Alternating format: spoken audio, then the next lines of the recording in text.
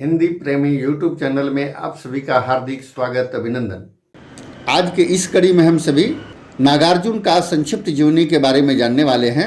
नागार्जुन का जन्म 11 जून 1911 सतलखा मधुबनी बिहार में हुआ था, जो इनका ननिहाल था। इनका पैतृक ग्राम तरौनी जिला दरभंगा बिहार था। इनके माता का नाम उमा देवी और पिता का नाम गोकुल मिश्र था, जो कम पढ़े लिखे थे और इन्होंने बचपन से ही संघर्ष को देखा था, क्योंकि जन्म का जो इनका प्रसंग है कि इनसे पूर्व में 4 संतानों की मृत्यु हो गई थी। इसलिए इनके पिता बहुत परेशान रहते थे, भोलेनाथ की उपासना करते थे।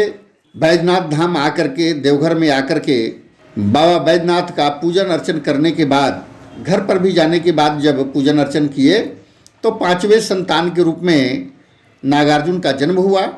और इस तरह से इनको लगता था पिता को कि कुछ दिन रह करके यह भी मुझे ठग कर चला जाएगा।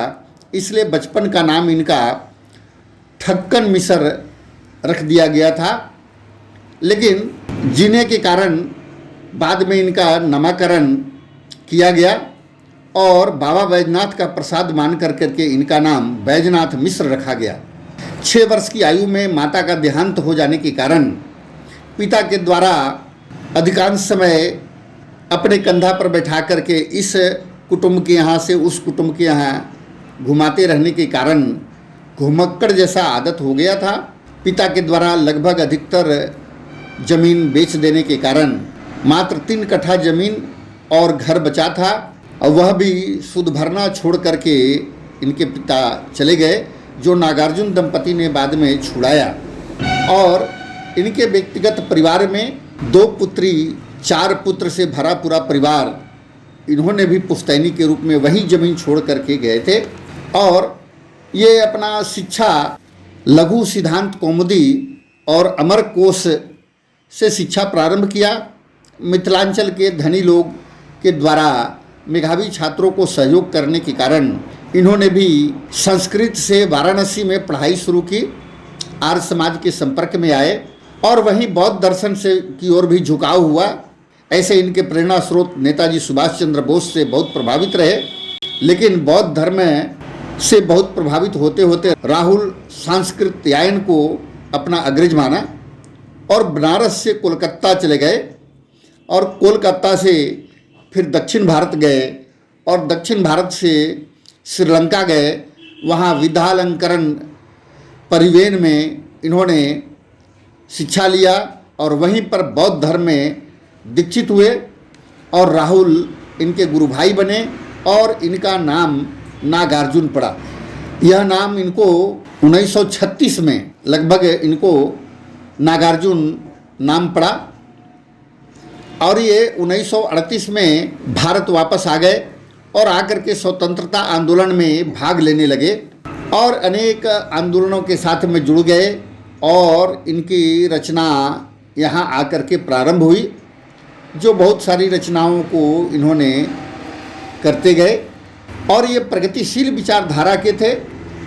इनकी भाषा पर जो पकड़ थी वह हिंदी, संस्कृत, मैथिली, बंगला भाषा, साथ ही प्राकृत, पाली, सिंहली, तिब्बती, ऐसे अनेक भाषाओं के जानकार थे। और इनकी जो प्रमुख रूप से रचनाएं हैं प्रबंध काव्य के रूप में भस्मांकुर, भूमिज, संस्मरण, एक व्यक्ति एक युग और कविता संग्रह के रूप में अपने खेत में, युगधारा, सतरंगे पंखों वाली, तालाब की मछलियाँ, खिचड़ी, विप्लव, हमने देखा, हजार हजार बाहों वाली, पुरानी जूतियों का कोरस, तुमने कहा था, आखिर ऐसा क्या कह दिया मैंने, इस गुबार की छाया में, ओम मंत्र, भूल जाओ, पुराने सपने, रत्नगर्भ आदि हैं।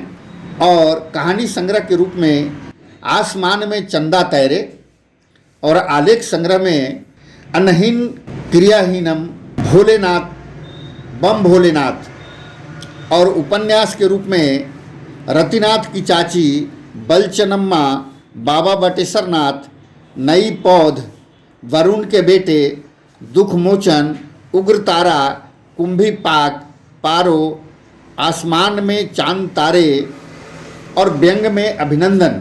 निबंध संग्रह में अन्नहीनम क्रियाहीनम। बाल साहित्य में कथा मंजरी भाग 1, कथा मंजरी भाग 2, मर्यादा पुरुषोत्तम, विद्यापति की कहानियाँ। मैथिली रचना में पत्रहीन नग्न गाछ कविता संग्रह, पारो, नवतुरिया उपन्यास। बंगला रचनाएं, मैं मिलिट्री का पुराना घोड़ा, यह हिंदी अनुवाद। ऐसा क्या कह दिया मैंने, नागार्जुन रचना संचयन। ऐसा इनका रचनाएं हैं और इनको जो साहित्य का जो सम्मान मिला है वह साहित्य अकादमी पुरस्कार 1969 में मैथिली में पत्रहीन नग्न गाछ के लिए मिला। उत्तर प्रदेश हिंदी संस्थान लखनऊ द्वारा भरत भारती सम्मान मिला। मध्य प्रदेश सरकार के द्वारा मैथिली शरण गुप्त सम्मान मिला। 1994 में बिहार सरकार के द्वारा राजेंद्र शिखर सम्मान, बंगाल सरकार के द्वारा राहुल सांस्कृत्यायन सम्मान और साहित्य अकादमी का सर्वोच्च फेलोशिप सम्मान से सम्मानित किए गए और इनकी मृत्यु 5 नवंबर 1998 दरभंगा बिहार में हुआ। आगे की कड़ी में विस्तार पूर्वक जानेंगे। आज के लिए इतना ही। बहुत बहुत धन्यवाद। हिंदी प्रेमी चैनल की तरफ से आप सभी को पुनः बहुत बहुत धन्यवाद, आभार।